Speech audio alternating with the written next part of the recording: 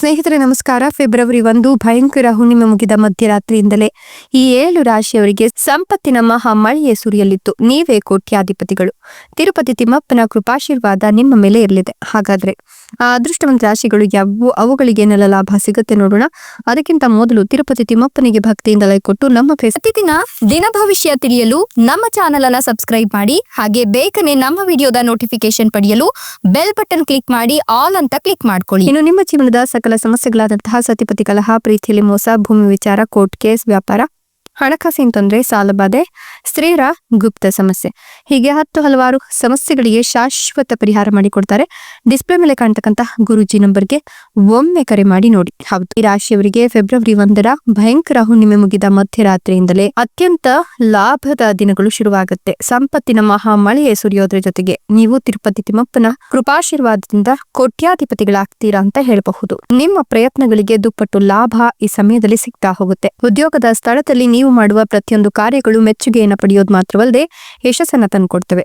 ಸ್ವಂತ ಹುದ್ದೆ ಶುರು ಮಾಡಲು ಯೋಚಿಸ್ತಾ ಇರ್ತಕ್ಕಂಥವರಿಗೆ ಈ ಸಮಯದಲ್ಲಿ ಆ ಒಂದು ಕೆಲಸ ಶುರು ಮಾಡಬಹುದು. ಈ ಸಮಯದಲ್ಲಿ ನೀವು ಸಾಕಷ್ಟು ಲಾಭವನ್ನ ಕಾಣ್ತೀರಾ. ಹಣದ ಆಗಮನಕ್ಕಿದ್ದಂತಹ ಅಡೆತಡೆಗಳು ದೂರವಾಗೋದ್ರ ಜೊತೆಗೆ ಅದ್ಭುತ ಫಲಗಳನ್ನ ಕಾಣ್ತೀರಾ. ಸ್ಪರ್ಧಾತ್ಮಕ ಪರೀಕ್ಷೆಗಳಿಗೆ ತಯಾರಿ ನಡೆಸತಕ್ಕಂತ ವಿದ್ಯಾರ್ಥಿಗಳು ಸಾಕಷ್ಟು ಶುಭ ಫಲಗಳನ್ನ ಕಂಡುಕೊಳ್ತಾರೆ. ದೀರ್ಘಕಾಲೀನ ನಿಮ್ಮ ಆಸೆಗಳು ಈಡೇರುವ ಸಮಯ ಇದಾಗಿದೆ. ಹಿಂದೆ ಮಾಡಿದ ಸಾಲಗಳು ಈ ಸಮಯದಲ್ಲಿ ತೀರ್ತವೆ. ಹೊಸ ಆದಾಯದ ಮೂಲಗಳು ಸೃಷ್ಟಿಯಾಗುತ್ತೆ.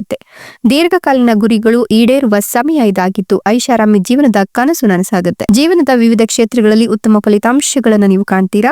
ಅನಿರೀಕ್ಷಿತ ಲಾಭವನ್ನ ಕಾಣಬಹುದು. ಮಕ್ಕಳ ವಿದ್ಯಾಭ್ಯಾಸದ ಚಿಂತೆಗಳು ದೂರವಾಗುತ್ತೆ. ಸಾಲಗಳನ್ನು ತೀರಿಸಲು ಇದು ಸರಿಯಾದ ಸಮಯ. ಕುಟುಂಬಸ್ಥರು, ಸಂಬಂಧಿಕರು ಮನೆಯಲ್ಲಿ ಒಟ್ಟಾಗಿ ಸೇರೋದ್ರಿಂದ ಮನೆಯಲ್ಲಿ ಹಬ್ಬದ ವಾತಾವರಣ ಇರುತ್ತೆ. ದೀರ್ಘಕಾಲದಿಂದ ಮನೆಯಲ್ಲಿ ನಿಂತು ಹೋಗಿದ್ದ ಶುಭ ಕಾರ್ಯಗಳು ಪುನಃ ಆರಂಭಗೊಳ್ಳುವ ಸುಸಂದರ್ಭ ಇದಾಗಿದ್ದು ಆರ್ಥಿಕ ಸ್ಥಿತಿ ಬಲಗೊಳ್ಳುತ್ತೆ. ವಾಹನ, ದುಬಾರಿ ವಸ್ತು ಖರೀದಿಗೆ ಅವಕಾಶ ಕೂಡ ನೀವು ನೋಡ್ತಾ ಹೋಗಬಹುದು. ಜೊತೆಗೆ ಈ ಒಂದು ಸಂದರ್ಭದಲ್ಲಿ ನಿಮಗೆ ಗುರುವಿನ ಸಂಚಾರ ಚೆನ್ನಾಗಿರೋದ್ರಿಂದ ಒಂದಷ್ಟು ಲಾಭಗಳನ್ನ ಕಾಣ್ತೀರಾ.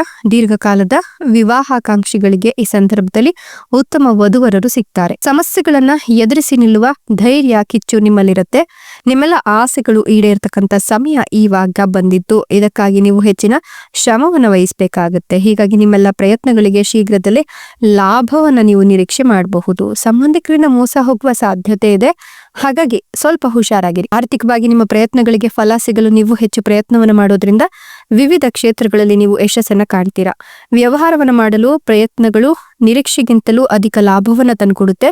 ಹೀಗಾಗಿ ಸ್ವಾವಲಂಬಿಯಾಗಿ ಜೀವನ ಮಾಡಲು ಬಯಸುವ ನಿಮ್ಮ ಪ್ರಯತ್ನಗಳು ಸಾಕಷ್ಟು ಶುಭ ಫಲಗಳನ್ನ ನೀಡುತ್ತೆ. ನಿಮ್ಗೆ ಹಠಾತ್ ಆರ್ಥಿಕ ತೊಂದರೆಗಳು ಎದುರಾಗಬಹುದು. ಆದರೆ ಸ್ವಲ್ಪ ಹುಷಾರಾಗಿ. ಶತ್ರುಗಳು ನಿಮ್ಮ ವಿರುದ್ಧ ಸಂಚು ಮಾಡ್ಲಿಕ್ಕೆ ಕಾದು ಕುಳಿತಿರ್ತಾರೆ. ಅಂತವರ ಬಗ್ಗೆ ನಿಗಾ ಇರ್ಲಿ. ಇಷ್ಟೆಲ್ಲ ಲಾಭ ಮತ್ತು ಅದೃಷ್ಟವನ್ನು ಪಡಿತಿರ್ತಕ್ಕಂಥ ಅದೃಷ್ಟವಂತ ರಾಶಿಗಳು ಯಾವುವು ಅಂತ ನೋಡೋದಾದ್ರೆ ಮೀನ ರಾಶಿ, ವೃಷಭ ರಾಶಿ, ಕನ್ಯಾ ರಾಶಿ, ಕಟಕ ರಾಶಿ, ಮಿಥುನ ರಾಶಿ, ತುಲಾ ರಾಶಿ, ಮೇಷ ರಾಶಿ. ಇವುಗಳಲ್ಲಿ ನಿಮ್ಮ ರಾಶಿ ಇದ್ದರೂ ಇಲ್ಲದಿದ್ದರೂ ಭಕ್ತಿಯಿಂದ ಓಂ ನಮೋ ತಿರುಪತಿ ತಿಮ್ಮಪ್ಪಾಯ ಅಂತ ಕಮೆಂಟ್ ಮಾಡಿ. ಧನ್ಯವಾದಗಳು.